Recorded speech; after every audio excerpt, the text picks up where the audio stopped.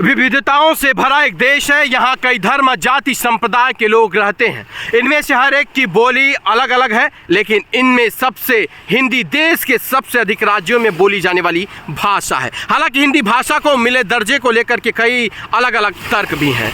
आपने देखा होगा मध्य प्रदेश और उत्तर प्रदेश में वहाँ के मुख्यमंत्री ने इंजीनियरिंग की पढ़ाई हो, डॉक्टर की पढ़ाई हो, अन्य बड़ी पढ़ाइयों को हिंदी भाषा में कराने की अनुमति दी है। जिस भाषा को प्रधानमंत्री नरेंद्र मोदी हो या राष्ट्रपति हो या अन्य राजनेता हो, जिसे बड़े चाव से बोलते हैं, सदन में, लोकसभा में, संसद भवन में पूरी भाषा हिंदी का इस्तेमाल किया जाता है। लेकिन अब आपको बता दें कि हिंदी बोलने पर उन्हें दौड़ा दौड़ा कर मारा जा रहा है। तमिलनाडु में बिहार के मजदूरों पर हमले किए जा रहे हैं। क्या हिंदी बोलना अब अपराध हो चुका है? क्या हिंदी बोलने पर गला काट दिया जाएगा? क्या हिंदी बोलने पर पांव तोड़ दिया जाएगा? क्या हिंदी बोलने पर उनका खाना पानी राशन छीन लिया जाएगा? क्या हिंदी बोलने पर उन्हें ट्रेनों में मारा जाएगा? क्या हिंदी बोलने पर उन्हें प्रताड़ित किया जाएगा? क्या हिंदी बोलने पर उन्हें जान से हाथ धोना पड़ेगा? जिस हिंदी को बोल करके स्वामी विवेकानंद ने अमेरिका में अपनी एक पहचान स्थापित की थी, आज उस हिंदी भाषा को बोलने के लिए लोगों को डर लगने लग रहा है। आज तमिलनाडु में पूछा जा रहा है हिंदिया, और जैसे ही ये बोल रहे हैं उसके बाद उन्हें मारा जा रहा है। तमिलनाडु में बिहार के मजदूरों पर हमले किए जा रहे हैं, उन्हें चुन चुन कर निशाना बनाया जा रहा है। एक सप्ताह पहले त्रिपुरा में मजदूरों के खिलाफ हिंसा शुरू हुई थी और अब वो चेन्नई में भी हिंसा की आंच पहुंच चुकी है। मजदूर अपनी सुरक्षा को लेकर बेहद चिंतित है। उन्होंने बिहार के मुख्यमंत्री और भारत के प्रधानमंत्री नरेंद्र मोदी से बचाव के लिए कहा है। वो लोग गुहार लगा रहे हैं, अपने जान की भीख मांग रहे हैं, लेकिन यही लोग जब वोट देते हैं तो जात के नाम पर, धर्म के नाम पर, मजहब के नाम पर, तब ये विकास के नाम पर वोट नहीं देंगे, तब ये उद्योग के नाम पर वोट नहीं देंगे, तब हमारे राज्य में ज़्यादा से ज़्यादा रोजगार मिले इसके लिए वो वोट नहीं देंगे। अगर वोट नहीं देंगे तो पलायन होगा, और जब पलायन होगा तो अलग राज्य के लोग क्या कर रहे हैं ये तो आप सभी लोग देख ही रहे हैं। 18 कई साल हो गए, कुछ इस तरह बीत गया। सत्ता की दौड़ में कभी कमल तो कभी हाथी तो कभी पंजा तो कभी लालटेन जीत गया। महफूज थे वो खेत खलिहान, उन सब के बंजर कर गया। अरे पुश्तैनी मकानों की नींव को पलायन से जर्जर कर गया।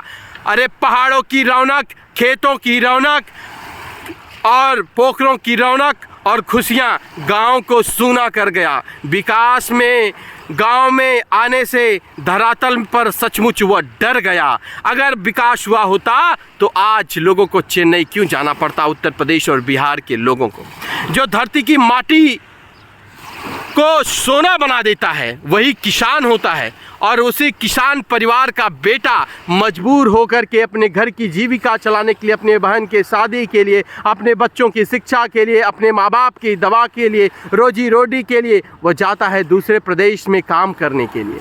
और जब वहाँ पर भाषा के नाम पर अगर वो हिंदी बोलता है तो उसे मार दिया जाता है, उसे दौड़ा लिया जाता है, उसे प्रताड़ित किया जाता है। इस तरह की घटना कब तक हमारे देश में होती रहेगी? हमारा देश कैसे अखंड बनेगा? हमारा देश कैसे विश्वगुरु बनेगा? जहाँ जात के नाम पर मार दिया जाता है, जहाँ धर्म के नाम पर मार दिया जाता है, जहाँ भाषा के नाम पर मार दिया जाता है, ये देश कैसे तरक्की के रास्ते पर जाएगा?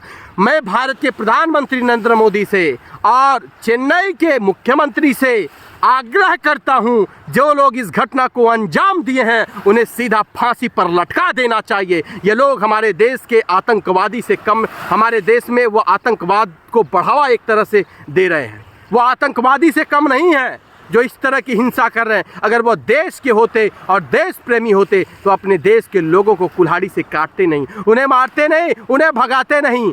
ये बातों पर विशेष तौर पर दिया जाए। और चेन्नई की जो घटना हुई है, सूत्रों से मिली जानकारी के अनुसार जो कुछ पता चला है, इसकी जांच हो और दूध का दूध और पानी का पानी हो। अगर इस तरह की घटना वहाँ पर हो रही है तो वहाँ के सरकार के खिलाफ भी भारत के यशस्वी प्रधानमंत्री और राष्ट्रपति को भी बड़ा एक्शन लेना चाहिए, ताकि ऐसी दूसरे राज्य में कोई घटना ना हो। इसके पहले 10 साल पहले भी महाराष्ट्र में कुछ प्रकार की घटना हुई थी, जब उत्तर प्रदेश और बिहार के लोगों को बम्बई छोड़ना पड़ा था।